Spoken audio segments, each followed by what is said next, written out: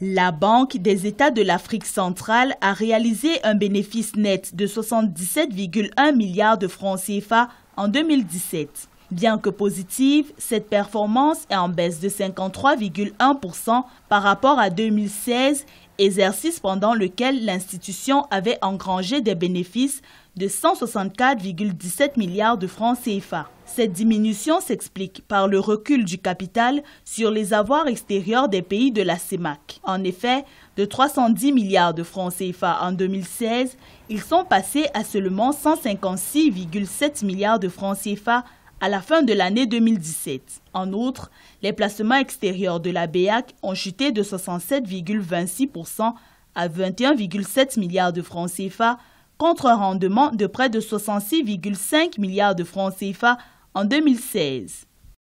Le comité de politique monétaire de la BEAC a rappelé également qu'en 2017, la croissance était nulle.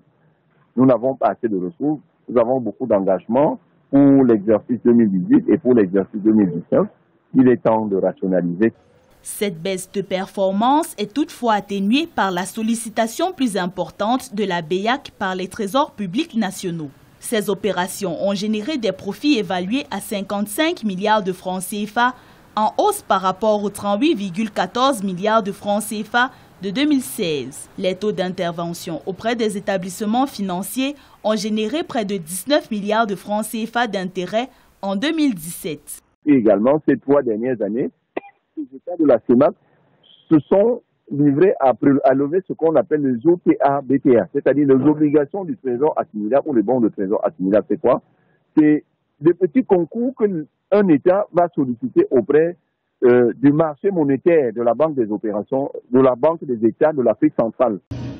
La sous-région Afrique centrale dans son ensemble a connu une année 2017 difficile, marquée par une croissance du PIB à moins 0,1%. Les arbitrages et les compromis menés par la BEAC sur l'accroissement de ses charges sur les avoirs extérieurs restent flous.